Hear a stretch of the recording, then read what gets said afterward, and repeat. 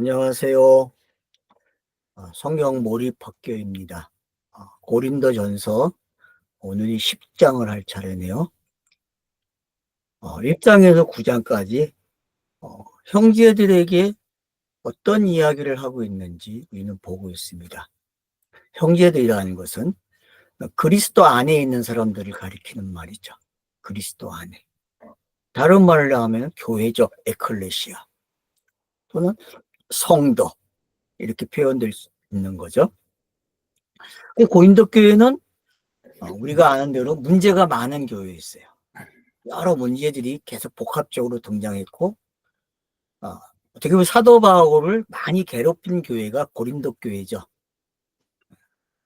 사도권부터 시작해서 먹는 문제, 또 가는 문제, 남녀 문제, 누구 파 이런 것들이 다 이제 다루어졌는데, 9장에서 결국은 사도 바울이 나는 자유인인데 자꾸 너네들이 왜 나를 억압하니? 나는 이런 걸 이렇게 생각하고 있는데 너네는 왜 이렇게 접근해서 나를 판단하니? 이런 말을 한 것이 9장이죠. 그래서 나는 사도고 자유자다. 나는 권리를 사용할 수도 있고 권리를 사용하지도 않을 수 있다. 이런 게 뭔지를 하기를 했습니다. 그래서 오늘 10장에서는요. 민수기를 소환해가지고 우리에게 여러 가지로 이야기를 해줍니다. 형제들이라는 단어를 가지고 너희가 모르기를 원치 않는다. 뭐에 대해서 모르기를 원치 않을 거야. 자기가 잘 아는 구약을 가져옵니다. 특별히 민수기 부분. 민수기 부분이 13장부터 26장까지 내용이거든요. 그 13장부터 26장까지에 있는 이 내용들을 우리가 이해를 하게 되면은 오늘 고린도 교회의 문제와 동일하다는 걸 알게 돼요. 민수기 13장부터 26장까지는 문제거든요. 계속. 근데 그 문제를 통해서 예수가 그리스도를 되는 것을 만나게 되죠. 그게 사도 바울의 해석이에요. 마찬가지죠. 고린도 교회의 문제도 사도 바울은 어떻게 접근했어요? 예수가 그리스도가 되는 내용으로 읽어냈죠. 저는 그렇게 읽어냈죠. 고린도 전서를. 그러니까 문자, 그 시대의 역사적 상황 배경들 다 인정해요. 근데 오늘 우리가 이제 다시 한번 확인할 수 있는 것은 우상숭배는 딴 게 아니라 문자를 그대로 따라가는 사람들. 그게 10계명의 1계명과 2계명과 관계된 내용이죠. 아로새긴 거. 그럼 아로새긴 게 뭐가 있어요? 여러분, 유대인 역사에서 아로새긴 거는요, 딴 거 없습니다. 우리는 뭐 출애굽기에서 나오는 송아지 형상, 뭐 그 정도로 생각해요. 그거 아로새긴 거 아니에요. 물론 구워 만들어가지고 만든 거, 그러면 뭐 아로새긴 거라고 할 수 있어요. 근데 성경 전체, 서기관들이 해온 일이 뭡니까? 진흙에다가, 서판에다가. 여러분, 새기는 거예요. 글자를요. 율법을 전부 다. 그 새긴 게 그대로 그 문자를 가지고 그 문자의 내용을 고백하고 문자를 외워온 사람들. 그 일을 여러분, 그 사울이라는 사람이 제일 잘한 거 아닙니까? 바울이 사울이었잖아요. 그 사울이라는 사람이 제일 잘한 게 뭐냐면은 아려석인 율법대로 계속 삶을 살아온 사람이에요. 그러니까 고린도 교회의 문제나 바울이라는 사람이 살아왔던 문제나 또 민수기에 나타난 문제나 그리고 고린도전서를 읽고 있는 저와 여러분의 상황이 같다라는 인식을 좀 가지면 좋겠어요. 물론 살아가는 문화의 수준도 다르고 어떤 철학의 형편도 다를 수 있어요. 근데 우리가 잘 알잖아요.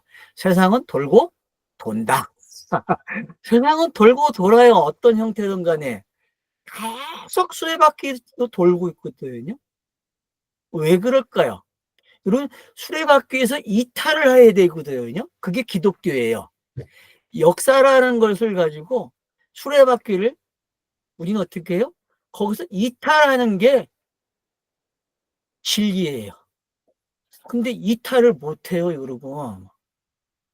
고린도전서를 문자로 읽고 문자로 해결하고 그 내용에 가지고 삶의 목표가 되고 자기의 어떤 도덕과 윤리 형평성을 높이는, 그래서 남에게 덕을 끼치고 그런 쪽으로 해석을 해서 살아가면은 좋죠. 그거는 이 땅에서 멋있게 살 수 있는 방법 중에 하나가 될 수 있어요. 그러나 그게 과연 가능할까라는 질문을 던지고 싶어요. 이 말은 민수기 사람들도 마찬가지인 거거든요. 민수기 시대의 사람들이 여러분 아주 단순하게 기록되어 있잖아요. 지금 이제 우리가 5절부터 봐야 될 내용들인데, 지금 여기서 왜 이렇게 제가 이게 이야기를 하냐 하면은, 민수기 시대나 가나안 시대나 이 강야, 가나안, 이게 어떤 건지 우리가 알아야 된다는 거예요. 이 두 매체가. 뭐 애굽까지 알면 더 좋죠. 애굽, 강야, 가나안. 그럼 우리의 삶도 어떻습니까? 애굽에 있었다가 어떤 분은 애굽에서 탈출하는 경우도 있고, 뭐 탈출 못하고 그냥 애굽에 머물러 있는 사람들도 있겠죠, 그죠? 또 어떤 사람은 강야라는 곳에 와 있어요, 지금. 강야라는 곳에 와가지고 여기서 이제 가나안 땅을 가야 돼요. 근데 홍해 바다와 요단강이 중간에 있잖아요. 이 강을 건너야만 통과가 돼요. 그래서 이 본문에서도 이 바다를 건너가는 게 세례였다. 모세와 함께 세례를 받았다. 홍해 바다를 이야기하는 거예요. 그죠? 홍해 바다를 건너갈 때 그 일이 일어났어요. 그리고 나서 이제 강야 생활로 들어와서 그들이 넘어가지 못한 1세대가 다 죽잖아요. 강야에서. 딱 두 사람만, 여호수아와 갈렙만 가나안 땅으로 들어가거든요. 그러면 이게 도대체 뭔지 배워야 되거든요. 그러니까 어떻게 보면은 지금 이 땅에서 육신과 영으로 살고 있는 분들, 거듭났다고 하시는 분들, 그분의 형평성이 어떻게 보면은 지금 민수기의 장면과 이 10장의 장면과도 같은 거죠. 그러니까 예수가 양성으로 온 모습이죠. 그죠? 예수가 양성으로 온 모습이에요. 그 모습이 지금 더 명확하게 구약을 통해서 왜 이게 그리스도로 올 수 있는지를 사도 바울이 밝힘으로써 저와 여러분이 성경 읽기를 지금 새롭게 하고 있잖아요. 새로운 방식으로. 기존에 해왔던 방식이 아니고. 성경은 모든 게 예수 그리스도로 가는 내용이다. 모든 문자는 그걸 설명하는 장치라고 제가 이야기하고, 그러다 보니까 너무 알레고리적 아니냐라는 분들도 계실 수 있어요. 근데 여러분, 성경은 비유가 해석되기 위해서는 알레적으로 가야 돼요. 문자로는 안 돼요, 이게. 그래서 요한계시록이 그렇게 가는 거예요. 요한계시록은 문자를 상징화 시켜주거든요. 그래서 상징된 그 문자를 또 뭐를 읽어버려요? 또 그냥 고지것대로 해석을 해버려요. 그러다 보니까 문자도 놓치고 상징도 놓치고 다 놓치는 거예요. 근데 성경은요, 문자와 상징으로 가야 돼요. 그게 성경 읽기가 되는 거거든요. 그 비유가 해석돼야 된다는 거죠. 그러면 문자도 또 상징도 다 뭐예요? 인간이 알아볼 수 있는 세계에 들어와 있는 방법, 문자, 상징, 그건 다 뭐예요? 비유라는 거예요. 그래서 성경이 문자로 기록되어 있기 때문에 그걸 뭐라 그래요? 우상이라 그러는 거예요. 성경이 자체가. 그걸 모세가 밝혀놓은 거죠. 모세가 십계명을 받으면서 너희들이 알아야 할 게 있어. 이걸 예수 그리스도로 가지 못하면은 다 우상이 돼버려라고 가르쳐 준 거거든요. 성경 공부는 그렇게 되어야 한다는 거죠. 우리가 성경 읽는 이유는 성경을 읽으면서 비유가 해석돼야 된다는 거죠. 그래야 내가 복 있는 사람이고 내 귀가 열렸고 눈이 열려 보는 사람이죠. 과거의 비유 자체를 읽는 성경, 그냥 문자를 읽고 역사로 그걸 해석하려고 했던 우리의 아주 고집스러운 습관들, 인이 배교에 있잖아요. 그죠? 우리 그게 다 인이 배교에 있어요.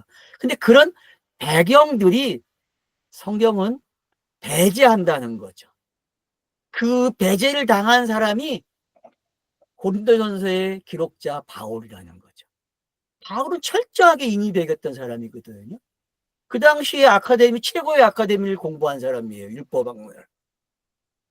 얼마나 뛰어난 사람입니까? 수제자였고. 그런 사람이, 그런 사람이 예수가 그리스도가 되는 일이, 그 말을 할 줄 알아요. 자기가 배운 그 율법이 예수와 그리스도라는 걸 말하는 사람이 됐다는 거예요. 그럼 그거 말하는 사람이 고린도 교회의 문제를 서신이 왔고 들려오는 소문을 들었어요. 그때 답을 하는 게 고린도전서인데, 여러분 어떻게 답을 하겠어요? 야, 니네들이 이런 게 있는데 이거 이렇게 봐야 돼라고 기록을 한 게 아니라 문자로 기록하다 보니까 편지가 돼버리니까 또 뭐로 가버려요? 비유가 돼버린 거예요. 그리고 우리의 언어의 한계성이죠. 진리를 표현하는 순간 뭐가 된다고 했어요? 비유가 돼요. 땅에서는요. 그래서 제가 영을 표현하지 않는 거예요. 영이 이렇다라고 말을 안 하는 거예요. 성경에 기록된 것만 해도 충분하다는 거죠. 그것도 비유인데, 성경에 기록된 것도 맞잖아요. 성경에 기록된 것도 비유예요. 여러분, 문자가. 그럼 제가 거기다 더 보태면 뭐가 돼요? 그것도 비유예요. 근데 사람들이 그걸 이해를 못해요. 근데 성경을 읽는 독자들은 달라요. 성경을 매일 넘기는 분들은요, 비유가 해석되는 걸 알아요. 왜? 문자와 문자가 진리로 가는 걸 열어주고 있다니까. 그게 신비예요. 성경이 가지고 있는. 그러니까 성경책이 가지고 있는 신비가 뭐냐면은 문자의 신비죠. 읽기만 하면은 비유가 해석되는 방법을 가르쳐 준다는 거죠. 그리고 정점에 도달하게 한다는 거죠. 그게 예수 그리스도예요. 여러분, 신학 공부를 안 하고 그냥 성경을 읽은 사람에게 한번 물어보세요. 성경이 무슨 이야기하니? 라고 물어보면은 처음에는 이스라엘 역사예요. 뭐 그냥 교회에 관한 이야기네 이러다가요. 점점 성경 읽기가 올라가면요. 무슨 얘기 할까요? 요한복음에 나온 대로요. 누가복음 24장에 나온 대로요. 성경은 예수밖에 안 나와요. 예수가 그리스도가 되는 이야기예요. 이렇게 나오게 돼 있다니까요. 그건 성경이 가지고 있는 힘이에요, 여러분. 성경책이. 오늘 본문 10장도 결국은 뭐라 그래요? 아이는 그리스도야 라고 이야기해요, 여러분. 너무 쉽지 않아요? 네? 바위에서 샘물이 나왔는데 그 생수가 나야라고 이야기한다니까. 딱 그리스도야라고 이야기한다니까요, 바울이. 이게 뭔지를 아시게 되면은 성경 읽기 하는 방법을 알게 되는 거예요. 그 고직스러웠던 그 사울이라는 사람이 바울이 되면서, 그래서 사도행전 9장을 여러분이 놓치면 안 되는 거예요. 왜? 그게 토닝 포인트예요. 성경 읽기에. 성경 읽기의 토닝 포인트. 어떤 사람을 통해서 율법에 아주 못이 박혀 있는 사람, 율법에 갇혀 있던 그 사람, 아니 율법 때문에 해서 스테반을 죽이는데 증인이 됐던 그 사람이 완벽하게 자기의 토닝이 돼서 완전히 다른 사람이 되어 있는 거예요. 그러니까 율법을 가지고 있던, 그를 따르고 그를 지지해야 됐던 사람들이 그를 죽이는 자가 돼서 40명이 계속 사단이에 따라다니는 거예요. 그를 죽이기까지 금식하면서 다니는 사람들이죠. 왜 그랬을까요? 그럼 그게 뭔지 알아야 돼요. 마찬가지죠. 예수도 어땠습니까? 율법을 다 알아요. 성경을 다 알아요. 그건 배우지 않아도. 그래서 여러분들이 누가복음 보면은 율법학자들이, 서기관들이 다 놀라잖아요. 그 어린아이에게 그 말을 들으면서. 그리고 그런 것들이 뭔지 아시게 되면요, 예수가 왜 그 말을 할 수 있었는지를 알게 되는 거예요. 근데 그가 말하는 대로 그 서기관들이 답을 얻었을 때에 이 장면을 생각해 보세요. 그리고 바울이라는 사람이 사울에서 변화돼서 그가 9장에서 설교를 하잖아요. 짧은 설교가 나오거든요. 그리고 10장에 가게 되면은 눈이 뜨게 되고, 그래서 결국은 10장에 가면 이제 고넬료 가정에 베드를 향 넘어가거든요. 그래서 이방인의 선교사가 준비가 되는 거죠. 그러니까 이방인 선교사 그러면은 우린 이상하게 생각해요. 지역적 이방인을 생각하는데 성경에서 말하는 이방인은 그게 아니에요, 여러분. 성경에서 말하는 이방인은 듣지 못한 사람들, 진리를 깨닫지 못하고 있는 사람들. 우리는 처음에 이렇게 이해를 해요. 근데 여러분 그렇지 않아요. 이방인 그러면요, 그들은 그냥 복음을 받아들이는 사람들. 성경은 그렇게 사용을 하는 거예요. 그래서 사마리아 여자가 대표가 되고 백부장이 대표가 되잖아요. 요한복음에 그런 사람들이 왜 이렇게 조금씩 기록이 되고 있는지 여러분들이 그걸 알게 되면은, 그래서 그 백부장의 믿음이 칭찬을 받잖아요, 요한복음에서도. 그런 부분들이 뭔지 아시게 되면은, 성경이 왜 율법으로 기록이 돼야 되고, 그 율법으로 기록된 성경이 왜 예수를 요구했는지 알게 되고, 그 요구한 대로 예수가 말을 하고 왜 그가 스타롯으로 세워져야 되는지, 그래서 그가 감추고 있던 그리스도가 어떻게 나왔는지. 그래서 이 양성이 중요한 거예요. 그래서요, 양성의 신비는 너무나 중요한 거예요. 근데 이게 이단 시비가 돼서 얼마나 많이 죽었어요, 교회사 역사에서요. 지금도 논쟁이 되고 있어요, 신학적으로는. 그러나 우리는 그렇게 이해를 안 해요. 그들이 말한 신학적으로 접근을 안 하기 때문에 우리는 그냥 단순하게 재물이 필요하기 때문에 양성으로 온 거예요. 그죠? 하나는 왜? 죄를 짊어댈 깨끗한 그릇이 필요했기 때문에. 그래서 죄를 옮겨 담을 수 있어야 되고, 그게 성경의 그림이에요. 그리고 그 그림대로 완성이 되니까 그 안에 있던 그리스도가 자유를 얻는 거예요. 왜? 재물이 됐으니까 새로운 걸 내놓은 거잖아요. 왜? 그분의 뜻이 그런 거였기 때문에, 아버지의 뜻이. 이런 관계성을 우리가 알게 되면은 오늘 10장은 쉽게 이해가 된다는 거죠. 제가 너무 서론을 길게 했는데, 왜냐하면 너무 중요하기 때문에 그래요. 우리는 안 바뀌잖아요. 그래서 제가 성경을 읽으라는 거예요. 제가 이렇게 말한다고 바뀌지 않아요. 근데 이 말을 가지고 여러분이 성경을 읽어보세요. 그러면 성경이 여러분을 바꿔놓습니다. 성경은 그 힘이 있어요. 그 성경책을 읽는 분들은 바뀌어요. 자기도 모르게.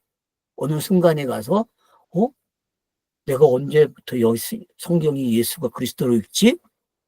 어떤 사건을 읽어도, 어떤 생활에 관련된 이야기를 읽어도 이거 지금 예수가 그리스도가 되는 내용 맞네. 그럼 나는 무슨 삶을 사는 거야? 맞아. 나도 예수가 그리스도가 사는 삶을 살아내는 거구나. 내가 재현되는 삶을 사네. 그게 성경 읽기가 되는 거죠. 그러면 생활이 프리덤이죠. 저는 이걸 여러분과 함께 나누고 싶은 거예요. 프리덤에 관한 이야기. 오늘 사도 바울이 1장에서 9장까지의 내용을 얼마나 쉽게 요약하고 있는지를 보자는 거예요. 자, 이제 본문으로 가겠습니다. 1절. 그러나 형제들아, 나는 너희가 모르기를 원하지 않는다. 모르기를 원치 않는다. 맞죠? 모르면 안 돼요. 알아야 되거든요. 뭘요? 우리 아버지들은 모두 구름 아래에서 있었고, 여기서 말하는 우리 아버지는 누굽니까? 지금 창세기 5장 가면 돼요. 그러면 성경에 기록되어 있는 사람들, 흔히 여자의 후손 족보라고 이야기하는 족보. 그러면 이제 역대상 가면 되겠죠. 그죠? 역대상 가면 뭐가 나와요? 족보가 쫙 나와요. 그게 아버지들이잖아요, 성경에. 그 아버지들을 이해하면 돼요. 그 아버지들. 그, 있었고, 모두는 바다를 통하여 통과하였으며. 맞죠? 그러니까 여러분이 지금 이제 그 아버지들이 어디 있었어요? 창세기 5장에서 아버지들이 시작이 됐고, 그 아버지들이 이제, 아브라함이 오면서 진짜 아버지가 됐잖아요. 그래서 아브라함의 뜻이 뭐예요? 열국의 아비잖아요. 그죠? 아브라함 그러면 가족의 아비잖아요. 근데 큰아버지가 됐다니까. 그러면 벌써 이제 여기서 해석이 된 거죠. 아버지가 이제 못하는 게 이제 이해가 됐고, 그래서 그 아버지의 가르침대로, 그 아버지의 그 의식대로 이제 이스라엘이 태어나게 되고 이스라엘 국가가 생산이 된 거죠. 그래서 아버지들이라고 이야기하는 거예요. 그러니까 이거 구약적 배경을 알아야만 구약 성경 방법으로 풀어낼 수 있는 거예요. 그러니까 여러분, 제가 지금 창세기 5장부터 아버지 끌고 왔고 왜 아브라함을 끌고 왔는지 이해가 되죠. 그리고 이스라엘이라고 이름받은 야곱이 아버지잖아요. 진짜. 그죠? 핵심이잖아요. 그러니까 어떻게 아버지가 왔는지 여러분이 기억을 하란 말이에요. 이 단계를. 그러면은 이것들이 다 뭐예요? 근데 뭘로 와야 돼요? 바다를 통해서 통과했대요. 바다를. 또 모두는 모세에게 구름과 바다에서 세례를 받았다 그래요. 그러니까 성경이 싸잡아서 지금 뭐라 그래요? 홍해 바다를 건너가는 이야기까지 아버지들이 다 어디서 세례를 받아요? 세례 받았대요, 여러분. 세례가 뭐예요? 네? 거듭나는 거 아니에요. 거듭남. 세례는 뭐다? 거듭남. 그냥 이렇게 표현하세요. 세례는 뭐다? 요한복음 3장인가 4장에서 가르쳐주는 거듭남이에요. 그리고 6장 가면 나를 먹으라 하는 게 뭔지 알게 되는 거죠. 그런 관계를 잘 이해하시면 되겠습니다. 자, 세례를 받았으며 또 모두는 같은 영적 음식을 먹었다 그래요. 자, 그러면 강야 시대에 출애굽하면서 여러분 어때요? 먹었어요? 안 먹었어요? 영적 음식. 만나 먹었죠? 메추라기. 이게 영적 음식이에요. 근데 영적 음식을 먹었습니까? 진짜? 그러니까 성경 읽기를 어떻게 하라는 거예요, 지금? 이렇게 읽어야 돼. 어떻게 해요? 너희들이 출애굽기의 사건들, 민수기의 사건들을 어떻게 읽으라고요? 이렇게 읽으라고 가르쳐 주는 거예요. 아니, 창세기에 나오는 족보, 5장의 족보, 또 아브라함의 역사, 이런 것들이 다 세례받았다고 읽을 수 있냐는 거죠. 이스라엘의 12지파가 바다를 건너감으로써 세례를 받았다고 이야기해요. 이게 성경 읽기예요. 그러니까 어떻게 니코르에서 오는지 알겠죠? 아버지라는 단어가 어떤 건지만 알게 되면 여러분들이 아부가 뭔지 알잖아요. 아부.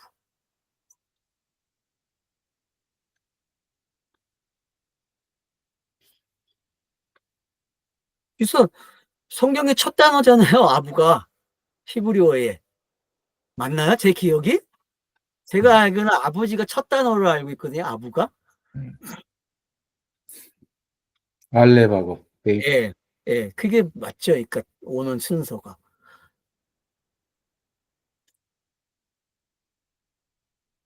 자기, 그러니까 음식을 먹었다. 그러면 이제 메추라기와 만나죠. 또 물도 있고, 뭐 여러 가지 생각하시면 돼. 이게 복합적인. 그러면 이제 고린도전서에서 먹는 음식 문제 나왔어요? 안 나왔어요? 나왔잖아요, 여러분. 근데 제가 그걸 어떻게 풀었어요? 뭐, 여러분들이 생각해내시면 됩니다. 또, 4절. 또 모두는 같은 영적 음료를 마셨으며, 그러므로 그들을 따랐던 영적인 바위에서부터 마셨으니, 이 바위는 그리스도니라. 정확하게 얘기해 버렸어요. 그러니까 그들에게 계속 물이 없다고 요구한 게 바위에서 물이 터지잖아요. 그래서 마지막으로 모세가 어떻게 해요?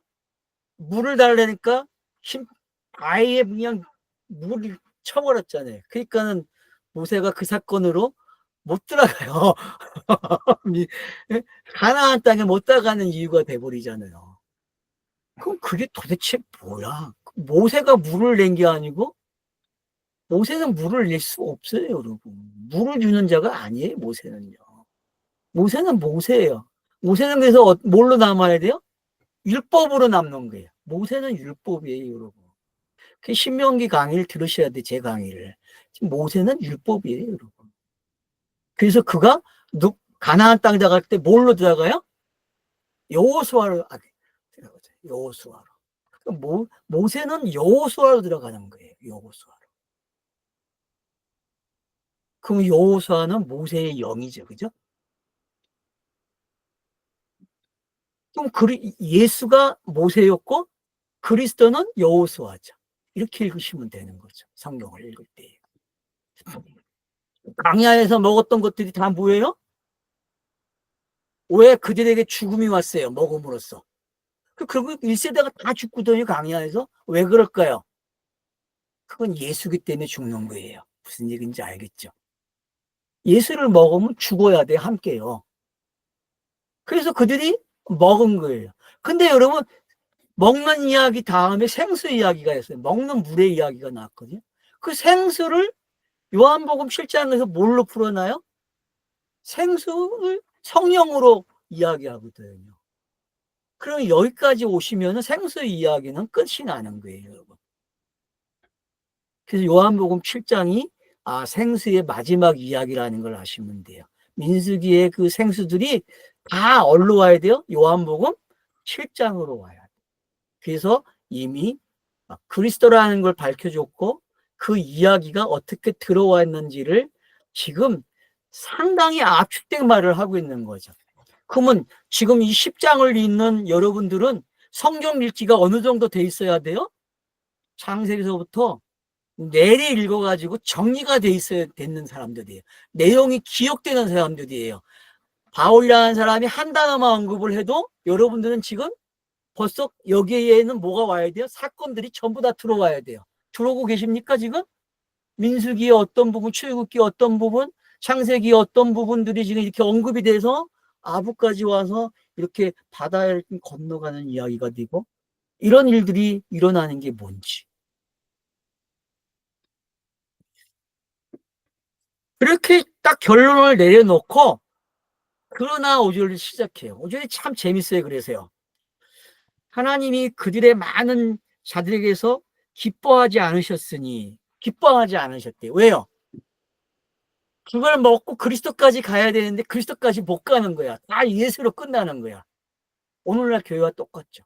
다 예수로 끝난다니까요. 그러니까 이거 먹고 죽으라는 이야기였는데 죽는 게 뭔지 몰라요, 여러분. 우리가 성경을 민수기를 읽으면서 왜 니들이 죽지? 이런 질문을 던져야 돼. 그럼 우리는 답을 어떻게 얻어요? 저것들이 이제 뒤에 나오는 데서 설명을 하려고 해요. 아이고, 광야에서 죽은 이유가 뭐예요? 그리고 광야에서 그들이 죽은 이유를 5절에서 이제 설명하기 시작하잖아요. 기뻐하지 않으셨다, 그들을. 왜 기뻐하지 않았습니까? 원하는 거죠. 하나님이 진짜 이 사건들을 통해서 이스라엘들이 겪는 그 가나안 땅에서 겪는 그 사건들을 통해서 이스라엘 백성들이 깨닫기를 원했거든요. 근데 못 깨달아요. 왜요? 깨달을 시간이 아니기 때문에 그래요. 성경을 읽으면서 깨달아야 될 시간이 있거든요. 주어지는 시간들이 있어요. 그래서 크로노스 시간에는 제가 그러잖아요. 크로노스는 성경 66권이 기록되는 시간이라고. 꼭 잊지 마세요. 근데 카이로스는 어때요? 창세기 1장 1절부터 성경을 꾸준히 읽어나게 되면 크로노스가 뭘로 바뀌어요? 카이로스로 바뀌는 게 성경 읽기라고 했잖아요. 그러니까 여러분들이 성경책을 읽는다는 게 어떤 건지 아셔야 돼요. 성경책을 읽는다는 거는 기후의 세상을 뭘로 바꾸나요? 실기로. 비유가 가지고 있는 진짜 이야기를 들어가게 해주는 게 성경 읽기예요. 그래서 크로노스로 기록된 성경이, 비유로 기록된 성경이 내가 책을 한 장 한 장 열는 순간 천국으로 시작하고 그 천국의 내용들이 소개가 되고 있는 거죠. 그래서 여러분, 천국을 알고 싶으면 성경을 읽으세요. 교회가 가르쳐온 것들, 교회가 가지고 있는 천국은 그냥 일반 종교들이 가지고 있는 천국관이에요. 세상에 만연되어 있는 천국관이에요. 성경이 말하는 천국관은요, 성경 읽기를 해야만 깨닫는 거예요. 왜? 그건 영의 세계이기 때문에. 진짜 영의 세계는요, 표현하면 안 된다고 했잖아요. 몰라요, 여러분. 그 표현하는 순간 가짜 천국이 형성이 되는 거예요. 이걸 깨달아야 되는데 이걸 깨닫지 못해요. 66권만 해도 충분하잖아요, 여러분. 아닙니까? 거기다가 뭔가를 더 보태야 됩니까, 우리가? 성경을 안 읽어서 그래요, 여러분. 성경을 읽으세요. 그래서 여러분들이 성경책을 읽으면은요, 비유가 벗겨지는 이 현상들이 이런, 그게 생수를 마시는 거니, 바위에서 물이 나오는 이야기잖아요, 여러분. 성경을, 문자를 읽으세요. 그러면 거기서 뭐가 나와요?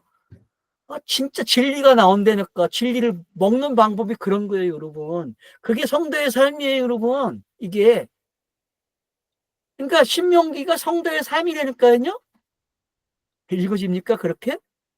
지금 그거 얘기하는 거예요. 뭐 그들이 뭐 배신, 뭐 죽었다? 그거 거기 꽂히지 마세요, 여러분. 그건 그냥 역사가 표현하는 이야기예요. 그래서 하나님이 기뻐하지 않아서 죽었다고 표현하고 있는데 그 죽음이 진짜로 가는 이야기란 말이에요, 여러분. 진짜로. 그게 신명기에서 꽃을 피운단 말이에요, 그 이야기들이. 그 신명기는 역사적 사건을 해상하는 부분이 1장에서 4장까지 나오잖아요. 여러분 1장에서 그 4장, 물론 5장 초반부까지 나오죠. 십계명이 나오기 전까지. 그 전반부의 이야기를 여러분들이 잘 읽으면은 이스라엘이 민수기에서 경험한 게 뭔지를 깨닫게 되는 거예요. 마치 바울이라는 사람이 사고의 시대에 그 율법을 가지고 살았던 것이 바울로 넘어와가지고 깨달은 시간. 그게 신명기고 그게 지금 저와 여러분이 읽어야 될 시간이 된 거예요. 구약과 신약의 차이점이 뭔지를 여러분들이 그래서 알아야 되는 거예요. 그래서 공간보험서, 사복음서를 잘 읽지 못하면은 이것도 못 읽고 이것도 못 읽는 거예요. 서신서도 못 읽어요, 여러분. 그런가 하면은 구약을 읽을 수가 없는 거죠. 근데 우리는 구약의 배경 없이 신약을 읽고 서신서도 구약의 배경을 가지고 읽어야 되는데 전혀 그러지 못하고 있다는 거죠. 왜 모세오경이 있는지도 몰라요. 왜 모세오경이 있습니까?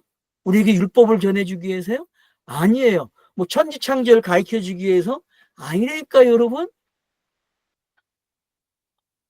왜 예수가 이 땅에 와야 되는지, 그리고 그들이 요구하는 게 뭔지, 그래서 요구하는 대로 그 하나님이 뭘 준비하셨는지, 그 준비한 것들을 펼쳐놓은 이야기가 성경 이야기란 말이에요. 그 모든 절차를 다 기록해놨어요.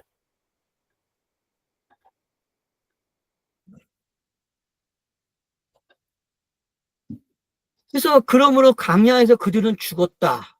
그러나 이 일들이 우리의 예표가 되었으니. 그러니까 여러분, 예표라는 것을 우리가 이제 알아야 돼요.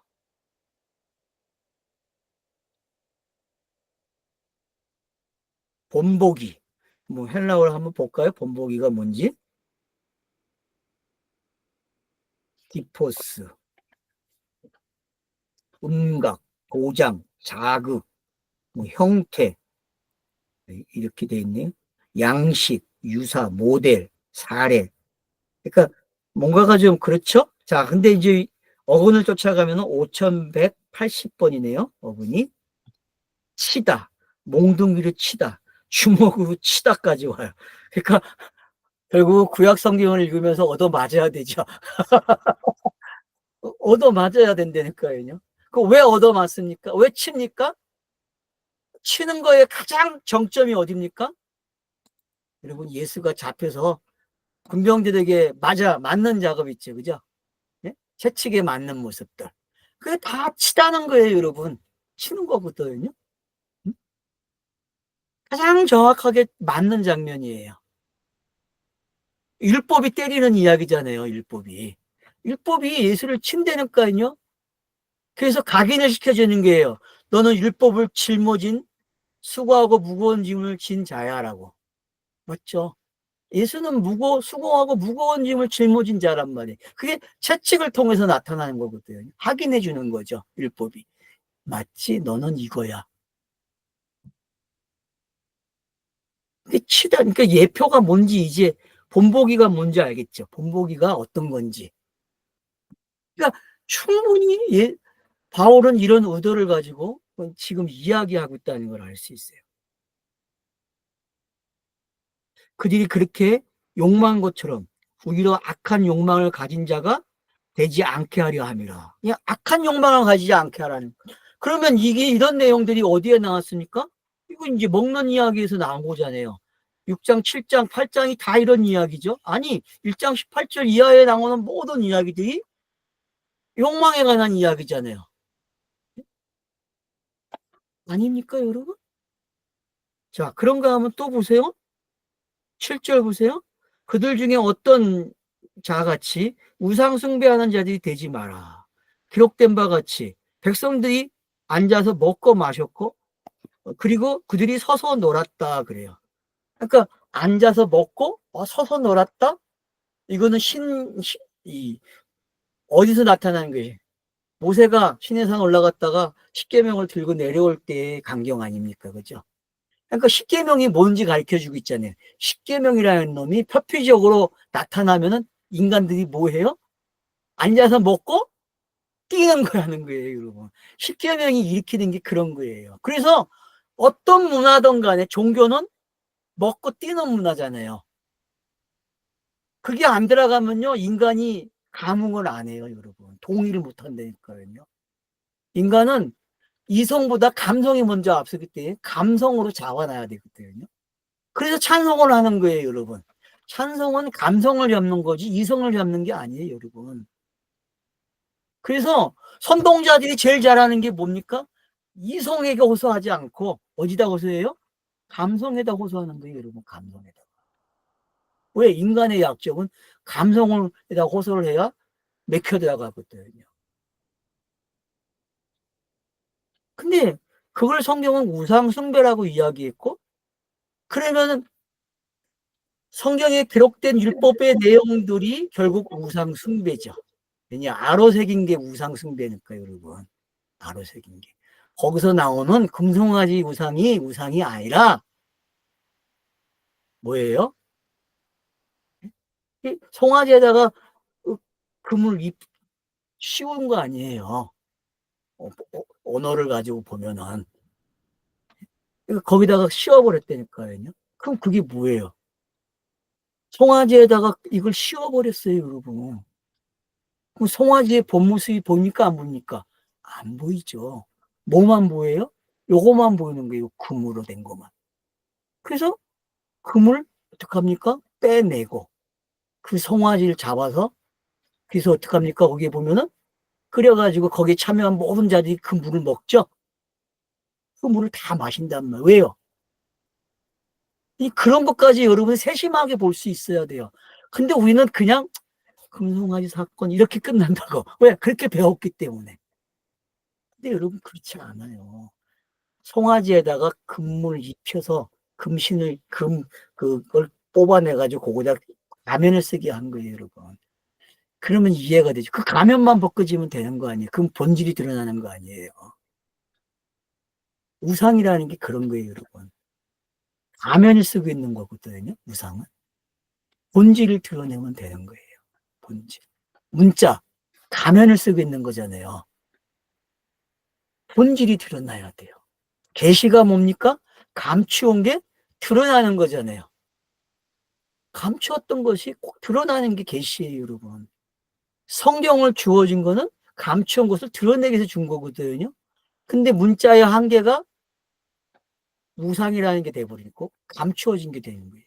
그래서 성령이 오셔서 어떤 시간이 되면은 예수가 그리스도가 되는 시간이 되면은 그게 열린다고 하는 이야기가 민수기의 이야기고, 그래서 그들은 경험을 하는 거예요. 그 생수를 먹으면서 뭐를 경험해요? 이거네? 이거였구나.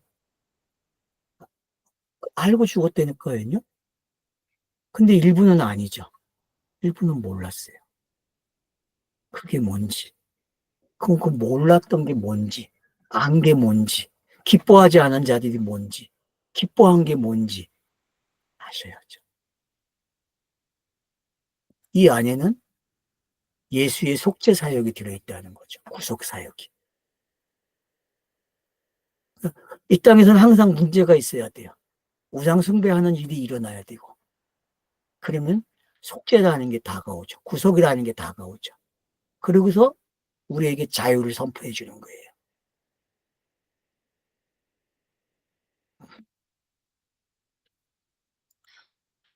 자, 그래서 여기까지 하고 쉬어야 되겠네. 시간이 너무 많이 가서. 예, 예. 7절까지 한 걸로 보고 일단 쉬겠습니다.